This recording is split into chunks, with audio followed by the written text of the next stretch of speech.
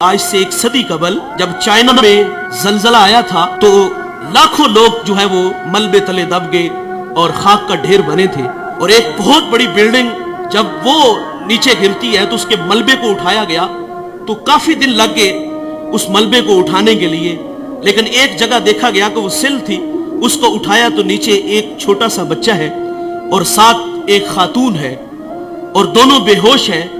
انہیں وہاں سے اٹھا کے ہاسپٹل لے آئے اور اس خاتون کو ہوش آئی تو اس سے لوگوں نے سوال کیا کہ ہم نے ایک عجیب کام دیکھا ہے کہ تیرے ہاتھوں کی انگلیاں جو تھی وہ زخمی تھی، سارا بدن تو تیرا محفوظ ہے، تو تیری یہ 10 انگلیاں ہیں یہ ساری زخمی تھی، اس کی وجہ کیا ہے؟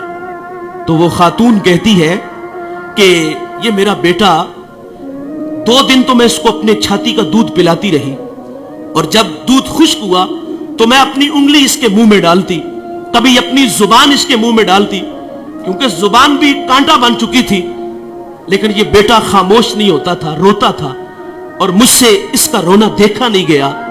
اور وہ خاتون کہتی میں اپنی انگلیوں کو کاٹتی، اس کو چباتی، اور جب خون نکلتا تو میں اپنے بیٹے کے منہ میں انگلی رکھ دیتی، اور میں نے اتنے دن اس بیٹے کو اپنا خون دے کے اس کی جان بچائی ہے۔ اور یار ماں اپنا خون دینے کے لیے بھی تیار ہے، ماں کتنی اولاد کے لیے محنت کرتی ہے، سلائی مشین چلا رہی ہے، گھر میں فٹ بال سی رہی ہے، اور بوڑھا باپ فیکٹریوں میں دھکے کھا رہا ہے۔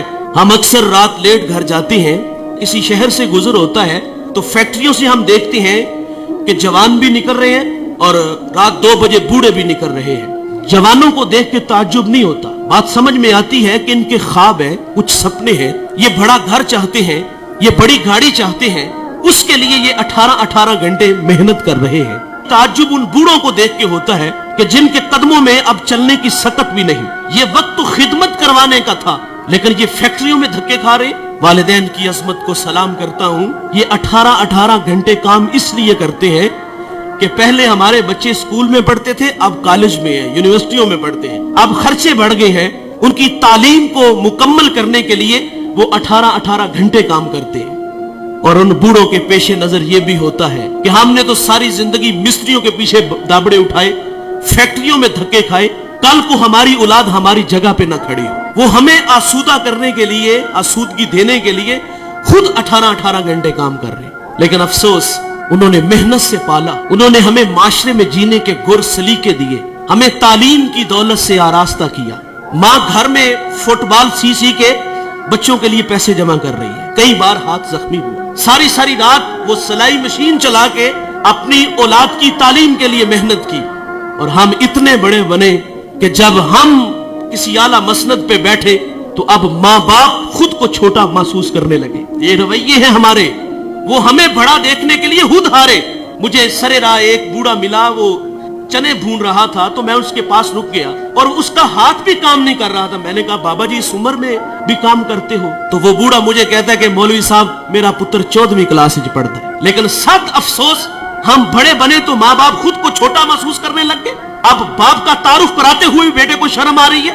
او بھائی، تم علامہ ہو، تم مفتی ہو، تم بہت بڑے پیر ہو، تم بہت بڑے سیاستدان ہو، پورے ضلع کے تم مالک ہو، لیکن صاحب جب گھر آیا کرو نا تو یہ سارے سٹار، یہ سارے اعزازات اتار کے آیا کرو۔ جب گھر میں داخل ہوا کرو تو وہی 25 سالہ پرانا ببلو بن کے آیا کرو۔ امام اعظم ابو حنیفہ رحمت اللہ علیہ، کتنا بڑا نام ہے، آپ کے استاد حماد رحمت اللہ علیہ کی مسند پہ بیٹھے ہوئے ہیں، آپ کا فتویٰ چلتا ہے، اور ماں امام اعظم کو وہی بچپن کا وہ جو ہے وہ بھولا بالا بیٹا سمجھتی ہے، اور ماں اکثر کہتی کہ مجھے یہ مسئلہ درکار ہے، یہ میں نے مسئلہ پوچھنا ہے، فلاں جگہ ایک بوڑھا عالم ہے، چلو اس کے پاس مسئلہ پوچھنے چلتے ہیں۔ بیٹا یہ نہیں کہتا ماں میں خود بہت بڑا عالم ہوں، ماں نے کہا اس عالم کے پاس جانا ہے تو امام اعظم سواری تیار کرتے، ماں کو اس پہ بٹھاتے اور خود نکیل پکڑتے اور آگے آگے خود چلتے، اس عالم کے پاس جاتے، دستک دیتے، وہ باہر آتے تو اس کی حیا سے نگاہیں جھک جاتی